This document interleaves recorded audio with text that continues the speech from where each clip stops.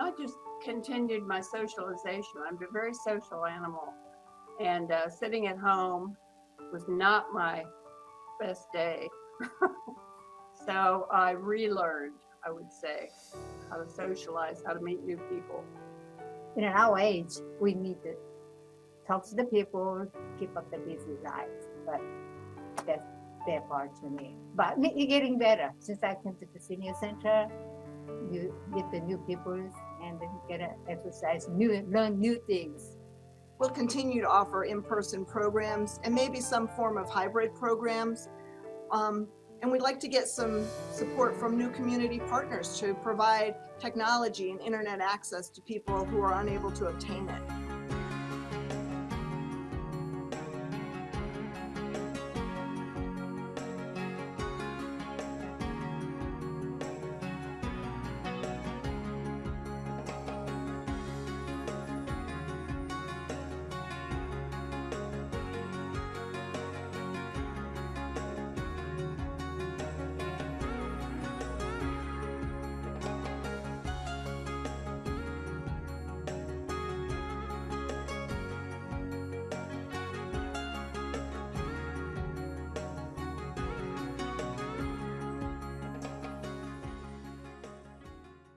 Hello, I'm Ann Hall. Welcome to Mature Living. COVID-19 impacted all of us in so many levels and significantly altered the way we connect to one another. We all had to transition to virtual platforms to connect with family and friends, coworkers, and clients. To talk with us about how the county's ElderLink programs have evolved since the onset of the pandemic, we are joined by Diane Duke, Social Work Case Manager with ElderLink. Welcome, Diane. We're slowly emerging from the COVID pandemic, and it's an understatement to say that it's impacted the way we do business. Can you speak to how things were pre-COVID and how you adjusted to a virtual way of serving your clients? Sure. So ElderLink provides a wide variety of services to older adults and their caregivers in the community. Mm-hmm. And so prior to COVID, we did a lot of assessments in the home, and we also provided community-based health and wellness workshops.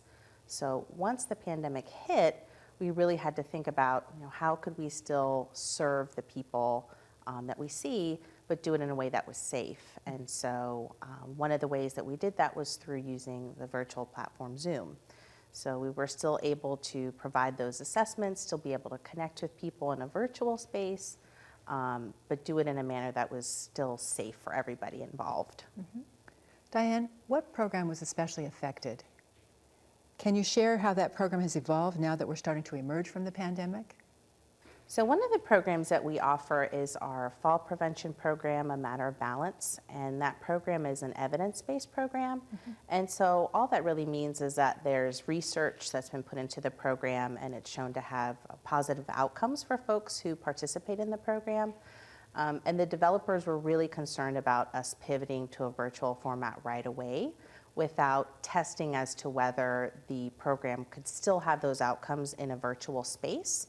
So they took about a year to pilot the program using a virtual platform, and happy to say that they were able to have those same positive outcomes using the virtual space, and so we were able to provide that program starting 2021.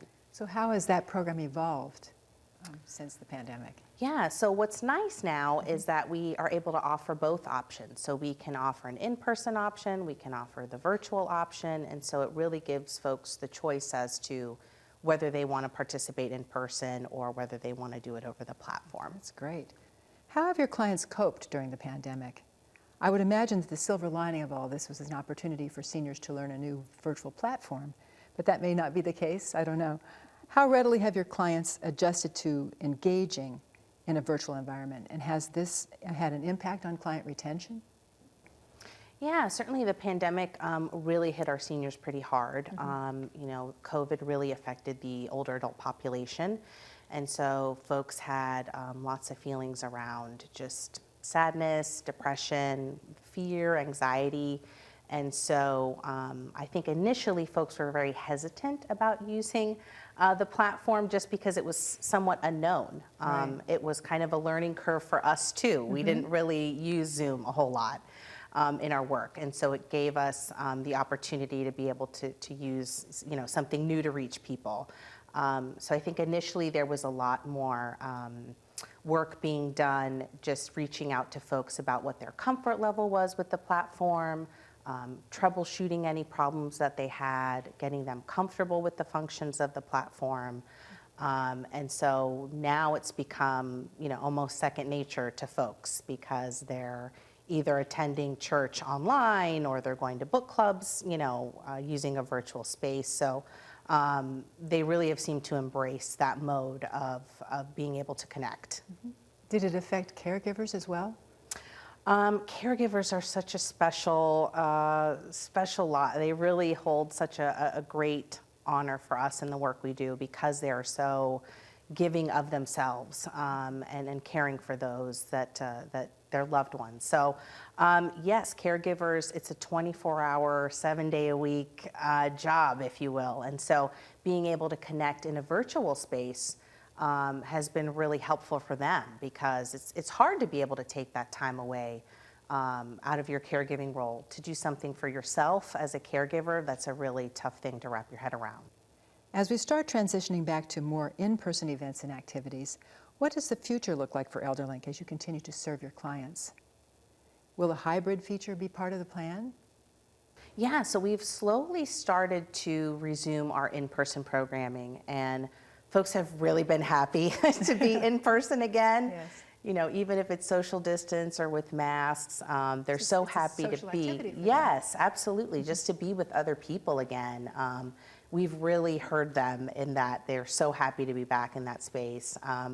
So we'll definitely continue to offer our in-person programming, but virtually as well. People have really embraced it. They've really just voiced how helpful it's been to have that space.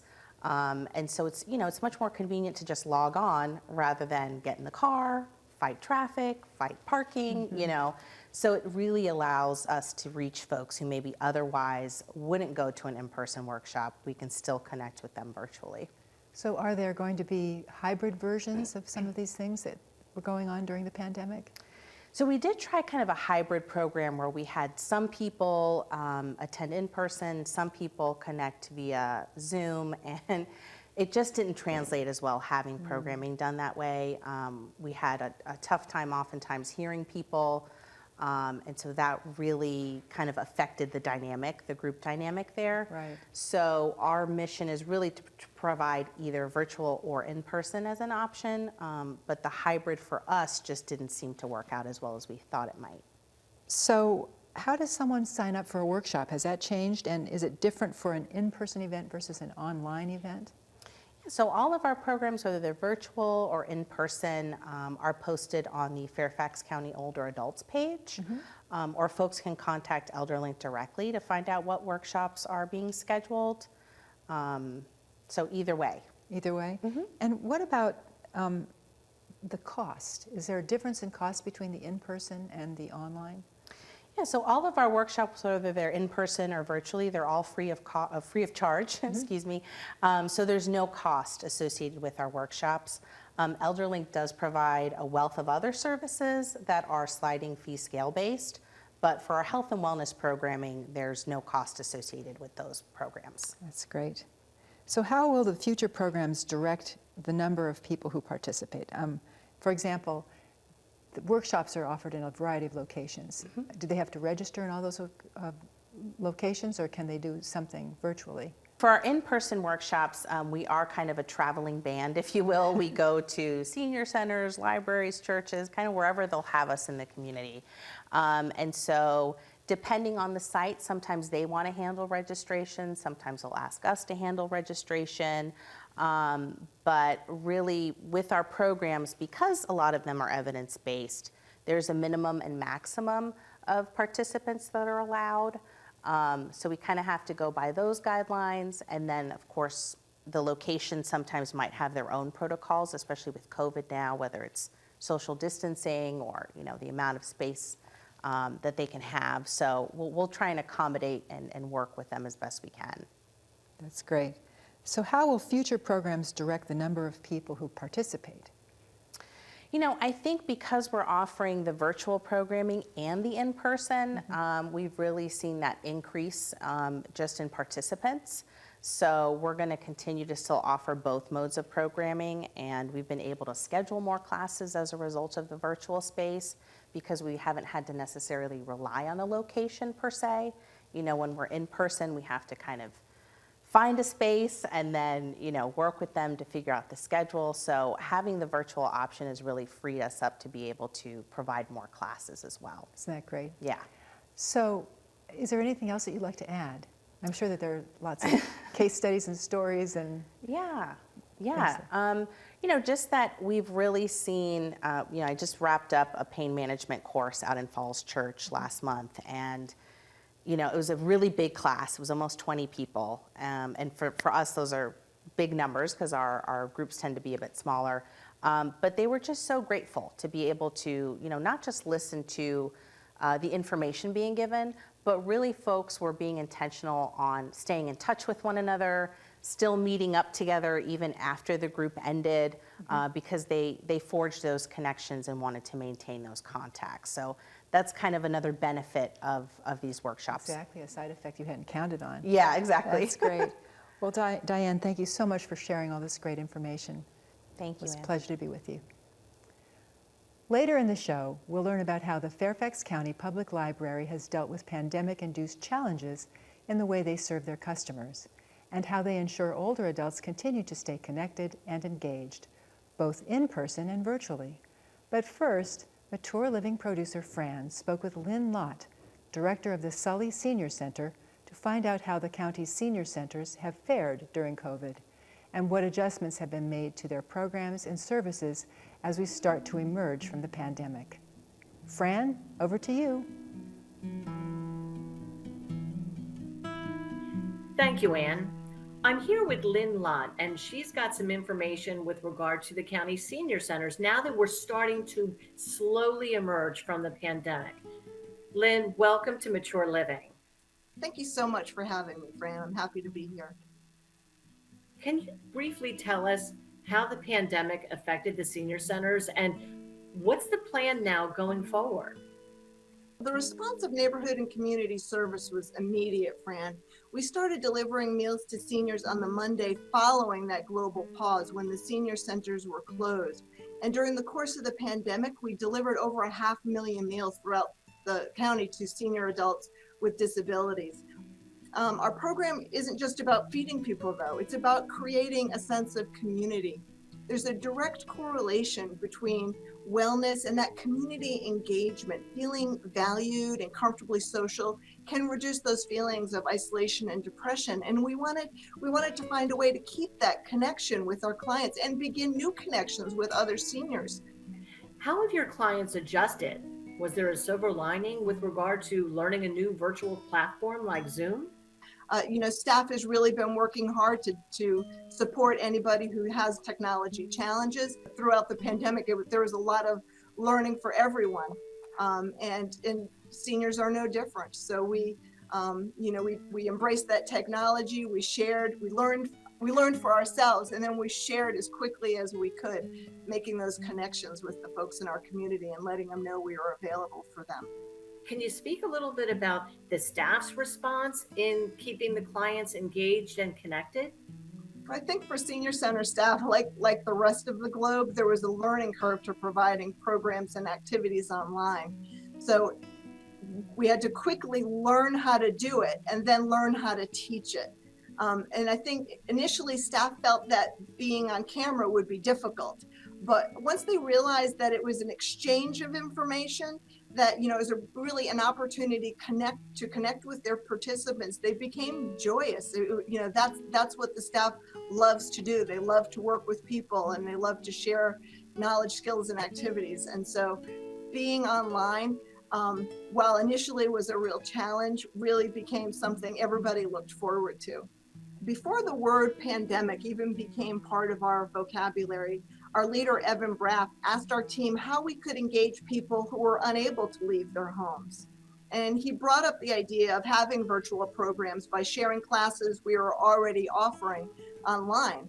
And at the time, the logistics seemed overwhelming. And we've overcome that. I believe that offering is here to stay, and that's partly because of Evan's vision and foresight. There's so many programs that are offered through the senior centers. Which programs have been mostly impacted?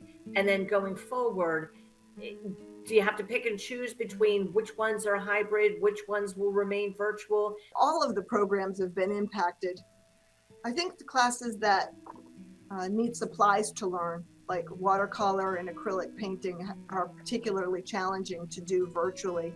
But fitness classes too, because we want the opportunity to have that eyes on folks and make sure everybody's safe as they participate in their exercise classes. Can you share any client stories or observations as we've all been traveling through this and hopefully coming out the other end? I think it's a resilient generation. These folks have been through a lot. They were, alive during the Vietnam War, and they, worked with civil rights movements.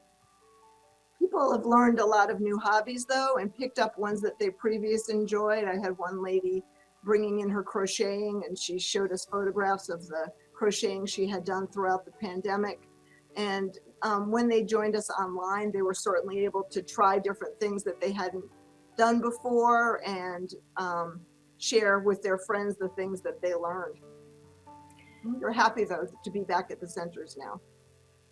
I bet they are, because it's, thank goodness for the virtual aspect of it, but there's nothing like being in person with one another, because we're social creatures. I mean, that's so important. We're still limiting the size of classes, but in the VCAA, the Virtual Center for Active Adults, the class sizes are unlimited. So folks who are still not comfortable coming out will continue to offer those online classes, and the opportunity to connect and engage with people virtually will continue to be part of our culture. The VCAA has expanded to include other local jurisdictions, so we hope that's going to expand our viewership and the diversity of the programs offered on our platforms. I'm really proud of the way our agency responded. We really continued to meet the needs of the older adults in our community. We connected with activity packages, puzzles, cards, art projects to folks who didn't have access to the internet. We provided wellness calls, and we were able to direct people to appropriate county resources throughout the pandemic. So in addition to our wonderful Fit and Fab and social space programs, we realized that not everybody had that access. And so we tried to create a whole picture for our agency to connect with everyone, not just the folks who had internet. Lynn, thank you so much for spending time with us and sharing all this great information. Anne, back to you. That's great information. Thank you so much. In our first segment, we talked with Diane Duke, a social work case manager with ElderLink, and she shared how her organization's programs have evolved now that we're easing out of the pandemic. We now welcome Rabinda Singh, the adult programming assistant with the Fairfax County Public Library, to discuss how this agency continues to ensure older adults continue to stay engaged and connected, both in person and virtually. Thanks for being here, Rabinda. Thank you for having me. Tell us how the Fairfax County Public Library adjusted program offerings during the pandemic, and what does the future look like now that we're starting to resume in-person events? So we had to rethink our programming. Everything had come to a standstill. Everything was shut down. So we had to turn overnight to something by which we could reach our community. We pivoted towards virtual programming. And virtual programming made it possible for us to maintain our services and programs for the community. It made it possible for us to keep them engaged and connected. And as things are beginning to open up, we have started to offer in-person programs. However, our older adults have now embraced technology and are happy with it and would like to see our presence virtually. What types of activities were offered prior to COVID, and how has it changed during the pandemic? So we offered a variety of programs pre-COVID. However, we had to reimagine and develop new programs. To date, we have offered hundreds of programs virtually, ranging from yoga and meditation sessions to author events, cooking demos, educational series, book clubs, crafting tutorials, and much more. Have the program offerings changed as a result of engaging on a virtual platform? Will activities be offered in person, virtually, or in a combination of the two? Definitely our programming has changed because we're able to connect with people anywhere in the country. We can engage with performers and presenters from any part of the country without thinking about barriers like geographical barriers or other constraints. And people can, our offerings have doubled, and in fact our programming has become more robust. And we will continue, as I mentioned, a combination of both in-person and virtual programming. Isn't that great? Has the process for signing up for these programs changed? Absolutely. So people can sign up online. They can visit our website, www.fairfaxcounty.gov/library, and they can go up to the events section and narrow down their search by subject or audience, and they can register, or they can call any local branch and ask for assistance. They can also, if they're physically present at a location, they can ask the information desk for help. What are some of the most popular programs, or any that have been added since the pandemic? So we are offering a lot of programs. For example, in our health and wellness section, we offer Qigong and mindful meditations on Mondays, chair yoga on Wednesdays. For our arts and crafts section, which is extremely popular, we are offering classes on Japanese fine line drawings, and we are also, people who are interested in creating tiny terrariums can visit branches to do so. In fall, we are going to bring heat embossing for adults, and this is a technique by which people can add both texture and dimension to the design. So that would be something new for them. And then we have, for the history buffs, we have From the Pages of History series, in which we showcase historical events and people. For our science enthusiasts, we are offering stargazing events at Turner Farm Park Observatory. This is in partnership with the Analemma Society. They also provide webinars through the library's website using Zoom, and people can sign up for free for these programs. We are introducing music and dance segments to our repertoire, things like classical dancing, which is, we want to showcase things from around the world. And so in the first segment, we will be showcasing Bharatnatyam, which is an Indian classical dance form, which dates some 3,000 years. So it's like education also for people, Right. And we are going to introduce some ballet classes for adults. So if people are interested and they wanted to just try it out, that would be really wonderful for them. Right. From time to time, we invite authors to come and share their books and their journeys as writers. We have so many different types of book clubs, different genres. Yeah. Yes, and so people can sign up for these. They can do them virtually and in person. So have these been added since the pandemic? Yes, absolutely. And we are continuing to add on to our repertoire. And we also we have some cook-alongs. We partner with Giant Foods, and they have their registered dietitians and nutritionists who come and, tell people about healthy living, cook, how to create healthy meals. And so it's a lot of good stuff there. And so these are in person or virtual? both. Both. So some of the ones I mentioned, for example, the history series, they are virtual. The yoga sessions, the mindfulness meditation classes, they're all virtual. The arts and crafts, we are now doing them in person. So there's a mix of everything. All these programs are free. They don't have to pay anything for it, Along with this, we also have lectures on world religions and interfaith conversations, so that people can reflect on the values embodied in different faith traditions. And this is just a sprinkling of some of the wonderful programs that we're bringing to our community. And this fall, we are launching a new initiative, Knitting for Charity. And I hope that people will be engaged, they will come join us in this new initiative. And if Yes. it takes off, we would like to do it yearly. Oh, that's wonderful. So many great programs. Is there anything else that you'd like to share with us? Well, I just hope people will be able to come and visit us and partake our programs. You know, there's something for everybody. Rabinda, thank you so much for being with us today. You have such a busy schedule. We appreciate your time. And thank you for all that useful information. And thank you for watching this edition of Mature Living. I'm Ann Hall. We'll see you next time.